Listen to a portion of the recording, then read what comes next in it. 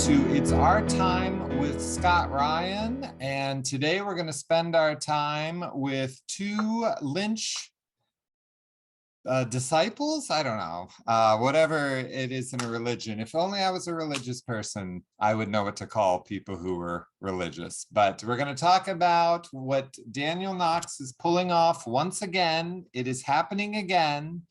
We're going to talk about Dallas from May 24th to June 4th, the David Lynch complete retrospective. I have as my guest the curator of that event, Daniel Knox. Welcome to the show, Daniel. And George Griffith, who you may know from Twin Peaks: The Return as Ray, that fucker. Welcome, Ray. Thank you. So all of us are going to be in Dallas at different points. First of all, let's start with you, Daniel. You did this once before in Chicago, and you are doing it again. Compare and contrast. What is the difference between Chicago and Dallas? Well, in Chicago, we had 8 days, and we were on one screen, and we showed everything. We showed everything, but there's a little more than everything. And that's what we're going to get this time out. We have 12 days in Dallas, and so that gives us time to kind of breathe a little bit, but also fill in all the cracks and add a lot more to the programming, that not just smaller and more obscure works of Lynch's, short film and otherwise, but documentaries and things that are in the orbit of his universe. We did some of that in Chicago. We showed things like Desire in Hell at Sunset Motel and Zelly and Me, things that have like some connection. But this time out, that we're allowed to show a little bit more of that. So that's really exciting. Yeah. My favorite thing that I watched in Chicago that I had never seen before was Dumbland. For people who maybe don't know what Dumbland is, could you give us a brief explanation of Dumbland? Scott, right now I'm drinking my coffee out of a Dumbland mug that I had specially made. So that Dumbland is maybe my second favorite David Lynch thing, which always surprises people. It's my favorite thing to talk about, and I'm guessing that's why you brought it up. But Dumbland is it's 30 minutes long. It's 8 episodes. They were made for the web, and it was when he was sort of working on his website. And it's just something I think he did to teach himself Flash animation, but it's funny and dark, and it's kind of like the summation of his work, but also nothing like any of his other works. That's the thing I love about it the most. It's such an anomaly, and yet there's something from every bit of his career that you can kind of cite inside of it. That kind of weird Americana and the long silences. There are things from The Return I even see that he used from that in The Return. There's just it's my favorite thing. George, have you ever seen Dumbland? Yeah, I'm very familiar with Dumbland. I mean, I remember when David had a comic strip in the Village Voice, The Angriest Dog in the World. And I actually, when we went to the Ace Theater, when David was signing his book, they played Dumbland. And we were laughing. I was with Edelstein. And I remember Sabrina saying that David was backstage laughing the whole time because he loves it too. So, yeah, I had never seen it. I mean, and Daniel talked it up. I'm sure you're going to talk it up again in Dallas, and he builds it up, and he tells people, you don't want to miss this.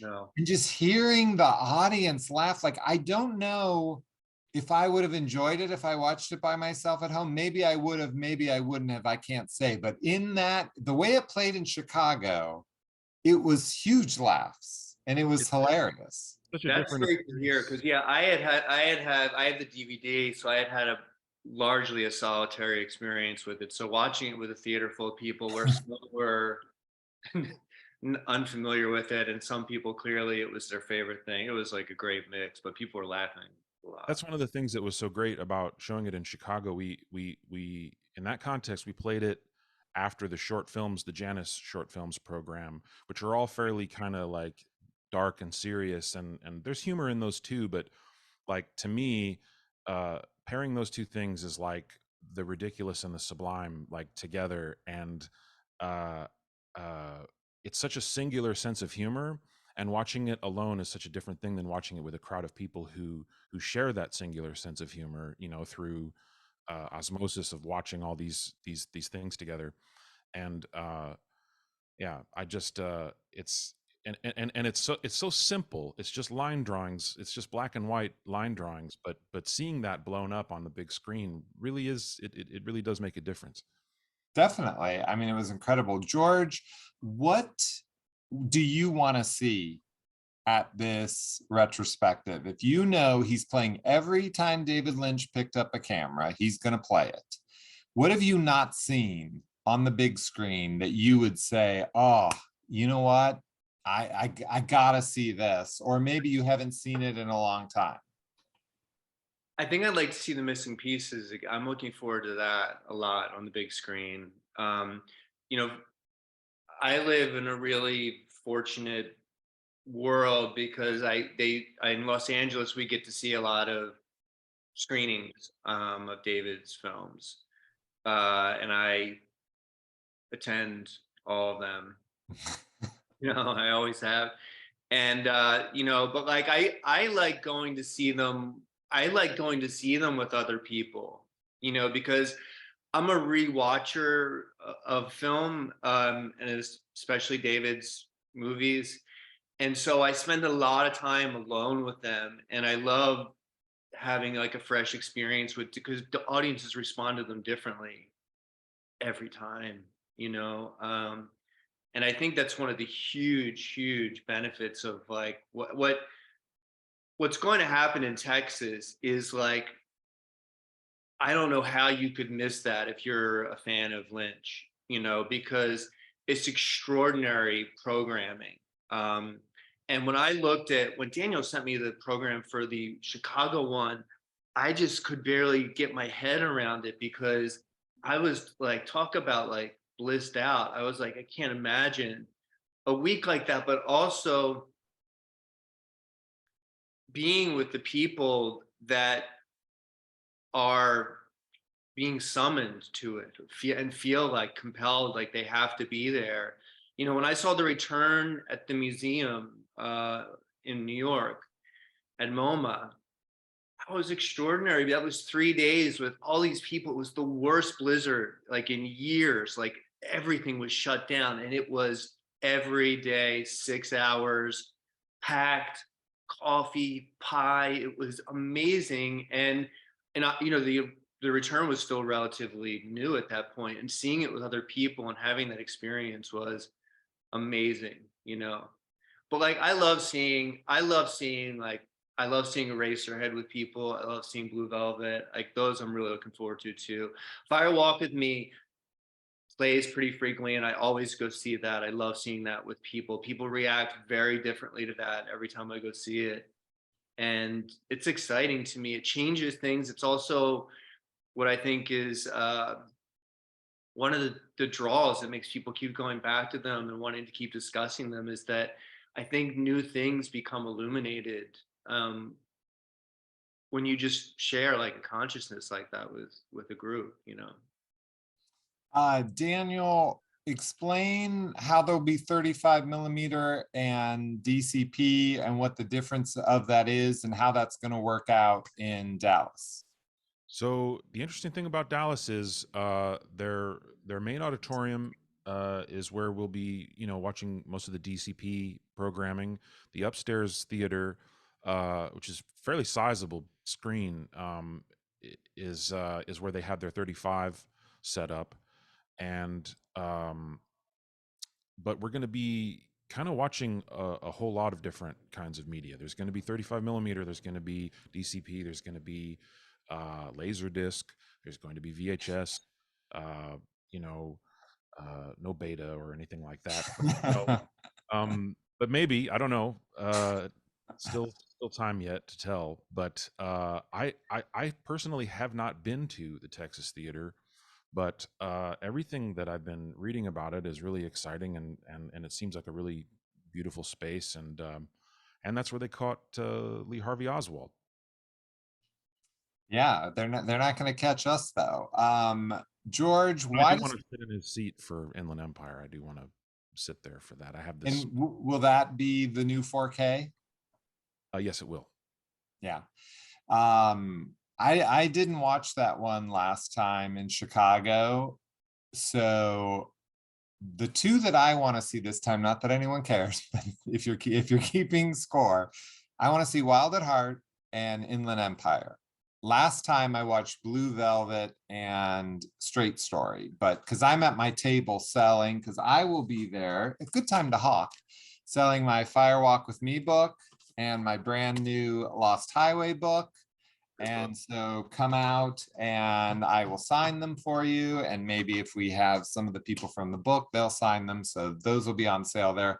But so I'm usually at the table working, but there's a couple movies that I'm just like each time I pick. And those are really what I want to see. George, why does 35 millimeter matter? 35 millimeter matter. I mean, to me, it feels, you can feel, you can feel the light to me, that's how I always think about it. I often, when I go to like the New Bev or, what used to be the Egyptian, I would just sit and ruminate over. I was like, man, light blasted on this, like at some moment, and now we have it. It's just magic to me. It's like this organic thing. And, you go see something. I remember I went to see The Master like times in the theater. They had the 70 millimeter print at the ArcLight, and I could tell it was getting a little beat up. And I just loved it. I just loved that it has like the feeling of your favorite leather jacket, or it just has some kind of like wear. It has its own life that happens. I think the black looks different. I think that all of the imagery looks different. And I love it. Well, what I will say is I have seen Firewalk with Me more than a human should. Right now people are out searching for me, wondering why has this guy seen it that many times? And in Chicago, I didn't watch Firewalk with Me, but there was a window, and it was the scene where Bobby and Laura are out when she's like, "You killed Mike, Bobby." And I just stepped into the theater because I think Sheryl Lee, like, she's great in the whole movie, but that scene is amazing. And it was like I'd never seen it before. The black with those flashlights moving around. And Daniel, didn't you say that was a special print, or that was their print, or there was something about that Chicago print, I feel like you said, but I don't know. I felt like I'd never seen it before, even though I've seen it on 35 millimeter. I don't remember if that was a special print in any kind of way. I think it was it might have belonged to a collector, so that might have been why it was in such great shape, but I can't recall. Um but yeah, that I remember that one looked particularly nice. It Yeah, was the dark crazy. is so good. I saw Lost Highway in 35 before that 4K came out. I saw that in the cinema too, but that looks so good on film on 35, Lost Highway. Lost Highway was the first Lynch movie that I saw. I mean, I'd already been watching his movies, but it's the first one I saw that was new, that was in theaters, that came out like in my lifetime. And I went Right. to go see it, and there was something wrong with the projection, and I was so mad as a kid. And now as a projectionist, I know exactly what was wrong, and I get even more mad about it. I wish I could go. It was just they needed to rotate the bulb, and it was like giving this like little shadow in the middle of the picture, and I was so angry because it ran that way the whole week, and that was my first time watching. I was trying to go see it every day, but it's just funny because now I know exactly what the problem was. That's funny because when I saw Mulholland Drive the day it came out, and they didn't focus it, the entire movie played blurry. And I didn't want to get up and complain because I didn't want to miss anything. You can't miss part of a David Lynch movie the first time you've seen it, but I thought certainly someone's going to get up and complain, and no one did. That's funny And too, because That's the one that comes with the projectionist note, the very Yeah, famous one. yeah, the one that says you got to cock it Yeah, up, yeah. Not the with headroom the at the right volume. Yeah. And I think they finally fixed it maybe like an hour and a half in. So when the blue box happens, I actually thought a different actress was playing Diane. I didn't know that was Naomi Watts because I hadn't seen her before. She'd been blurry the whole time. So for me, that movie was like really confusing the first time. Um, Tell me about what this is, George. I have a Blu-ray here called From the Head. Now, would That we was ever? the guy wrote on that one. Yeah, That's yeah, I my took some notes on there. That's my film. And something else I was going to say about 35, but more about film, is that I know firsthand, because From the Head is shot on film, that people behave differently on set when you're shooting on film. There's an amazing sort of reverence, I feel like, when you roll, like that. This isn't like, yeah, let's just do it a million times till we get it. It's not. No. Right. Let's work on this, and then let's make it together. Let's make a picture together. And From the Head, I shot on film, and I had a lot of actors in that movie. There's 63 actors, other than me, in that film. And yeah, and I shot anamorphic too, which is something else that seeing in the cinema on film is extraordinary. You can get a certain kind of picture that you can only really appreciate on a big screen, and people's faces. You can get close to people's faces and just really be with them, and there's a lot of that in From the Head. That's my feature. Daniel, do you think there'd ever be a place that people could go see From the Head in 35 millimeter? Would that ever happen? I would assume that you might find something like that at a complete David Lynch retrospective, being something in the orbit of something like that. I would assume that would be a fair guess to make. Yeah. I mean, George, are you planning on coming down to Dallas? I will be bringing a 35 millimeter print to Dallas, and it will be screening on 35 for the first time ever. Um, and David really likes that film. You know, um, that's that's something that connected us. Yeah, I mean, if I had my glasses, I'd read what he says. I know it says there, but that actually, I can't read that. Do you have it memorized? Do you know what David said on the front? David said, I mean, it's funny.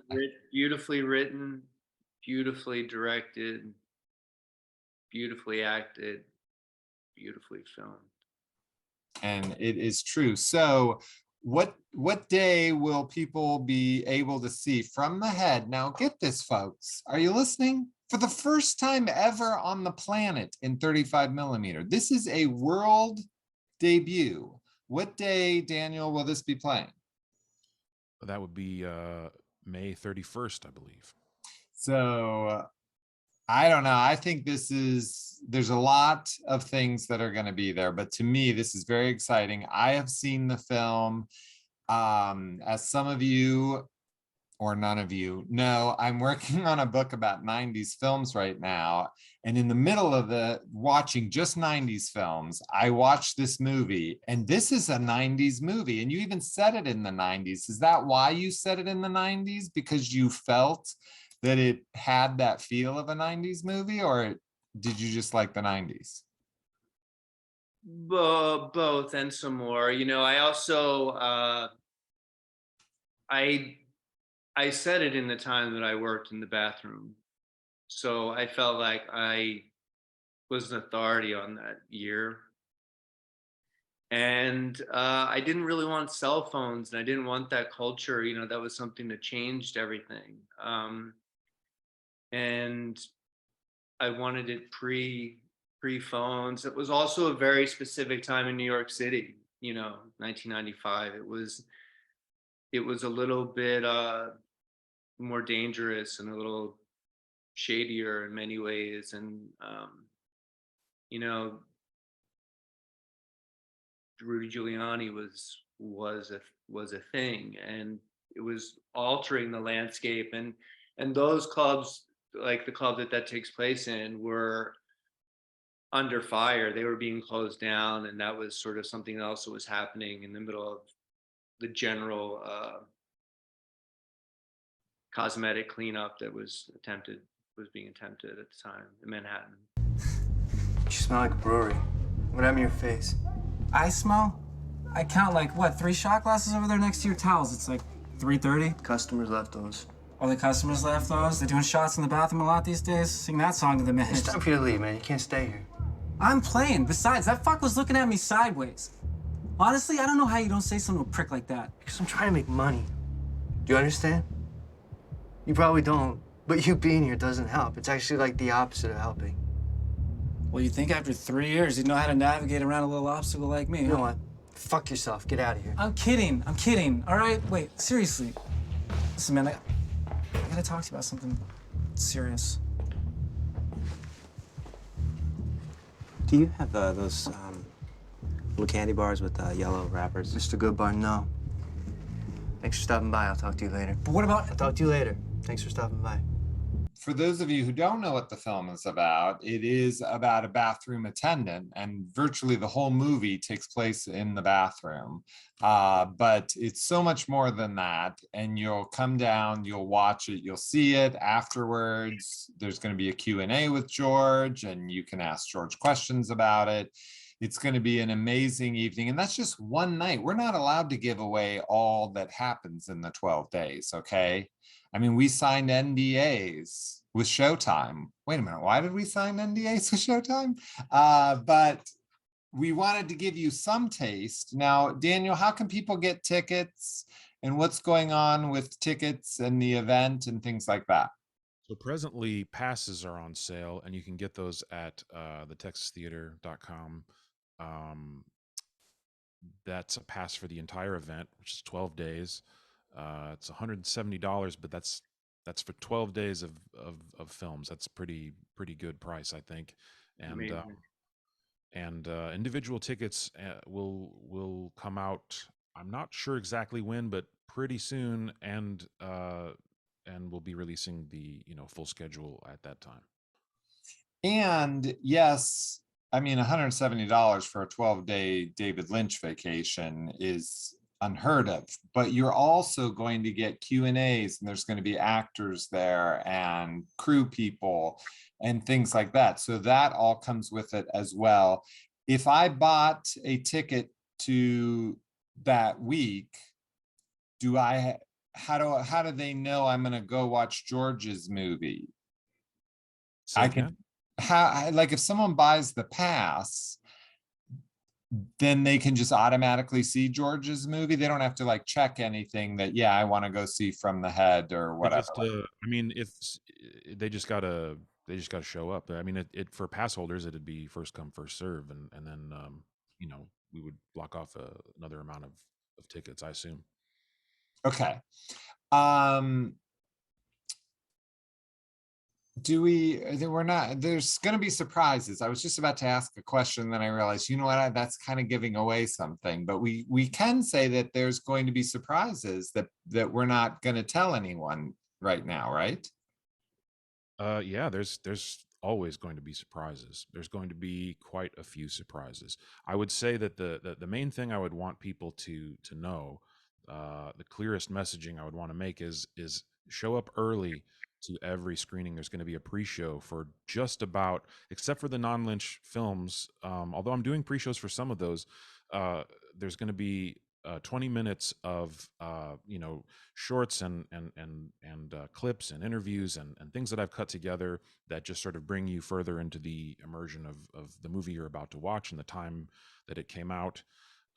And there's a unique short for every screening, except for the non-Lynch films. And then some nights you might want to stick around and stay late for something that might happen. That's what I would want people to know, to really just think of it as a time investment. We're going to be spending a lot of time in the theater together, watching not just these films, but a lot of surprises, a lot of different things that we have in store. I will say that Daniel's care with art, I can't even compare it to something else. And just as an example, in Chicago, my Fire Walk with Me book had just come out. And he knew I was gonna do a 10-minute talk before Fire Walk with Me. And he played David Lynch on David Letterman right before I came out, because he knew how much I love Dave, I guess, and David. And like, that meant so much to me. There's this great picture of me just like overwhelmed. And that is the care that Daniel puts into every film. Also, what is the movie where you have the reporter just grilling Lynch and calling him a weirdo? Like, what is that? That's a really terrific like morning show interview that David Lynch did, I think in Canada, for Blue Velvet, and she clearly hates it, you know, and he thinks it's kind of funny that she hates it, and he's just answering it very matter of factly.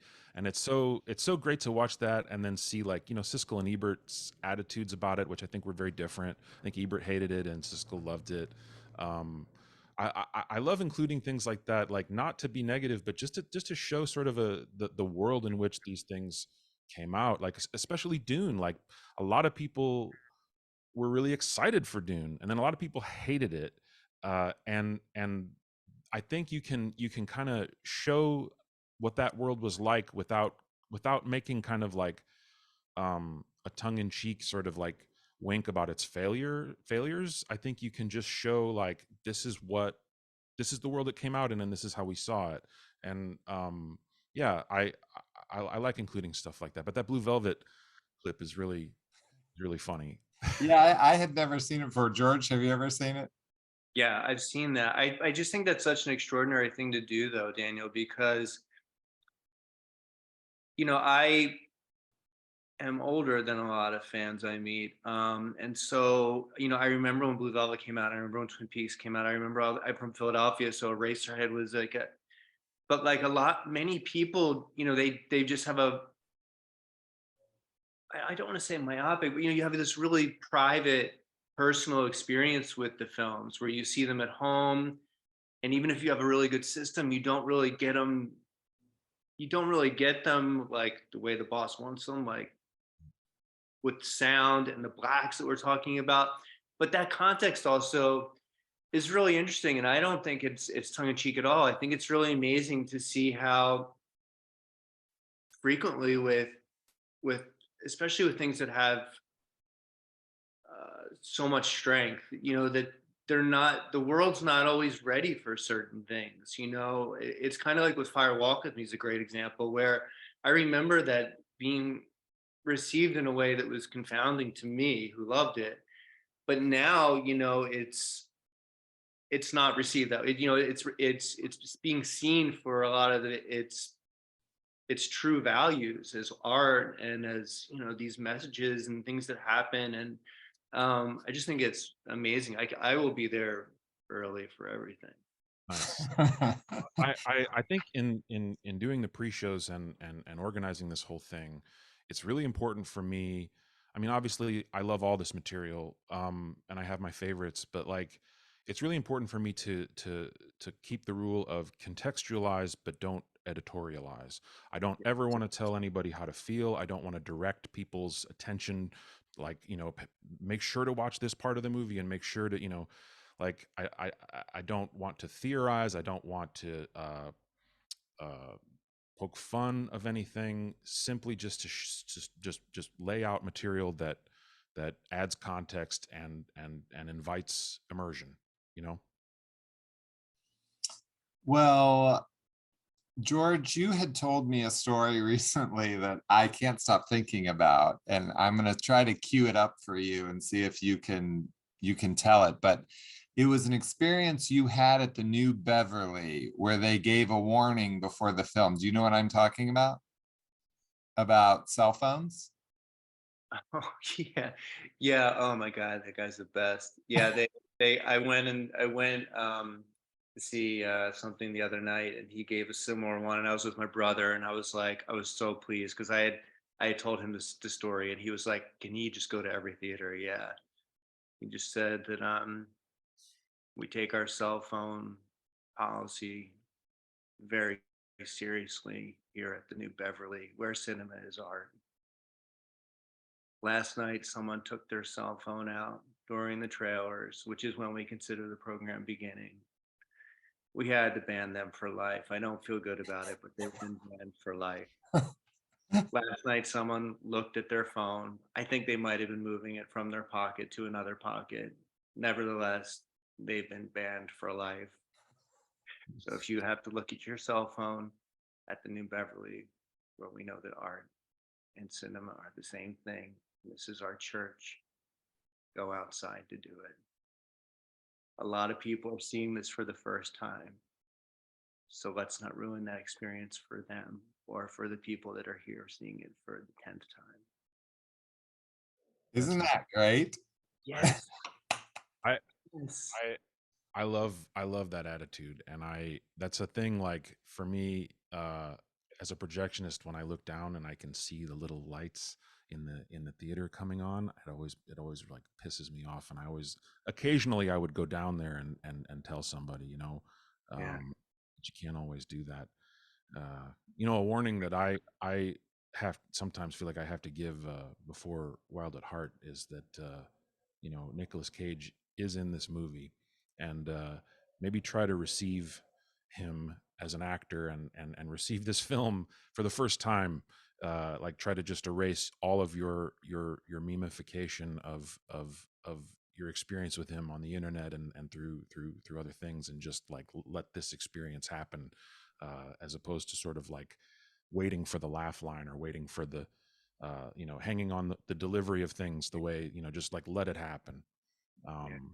And I think that's something in movie going that it would be nice if there was a little more of that. Well, and that's the attitude that I felt happen in Chicago. I feel like Lynch fans are a little better, not totally better. There's always going to be that person that thinks the email they're getting is so important that they just got to check it right then. But I mean, respect these films, respect your neighbor, and experience the art, because it doesn't matter how many times you've seen it. When I saw Blue Velvet in Chicago, I got to sit by Dwayne Dunham and watch the movie, which is one of the coolest things that's ever happened to me in my life. Thank you, Daniel. And just watching him watch the movie made it seem like I'd never seen Blue Velvet before. And it looked beautiful. And you got to let that pour over you. Yeah. It's true. So anything else we're allowed to share or tease or say? I think we can say George is going to be there, and we know it's May 31st. I'll be there for everything I can possibly be there for, and early. I'll be there early anyway. I got to get my seat. Come early and stay late, and the other thing I think we just didn't mention is that there's going to be some music, and there's going to be some other sort of events, and there are a lot of guests, and we haven't even scratched the surface on that yet, but there's a lot of surprises. Yes, and that's what it was like in Chicago. That's what I wasn't sure if I was allowed to mention, was the music. That's when I was going to there, and then I was like, oh, maybe we're not supposed to say that there's going to be music as well. But we can say there's music, just not what's going to be there. See, and anyway, Lynch people, don't we like surprises? Don't we like wondering? And also, hey, internet, like I posted that I had an announcement coming about this, and everyone's like, it's season 4. I just want to say I will not be announcing season 4. That'll probably come from David and Mark. It's just a guess. It's unlikely that it's going to come through me. I feel like I didn't ask you any return questions, George, and maybe people will be disappointed, but guess what? That can happen on the Q&A. You want to hear George talk about the return? You go out and buy a ticket and we'll have those discussions. There you go to the Texas Theater. It is May 24th through June 4th. I'm gonna be there.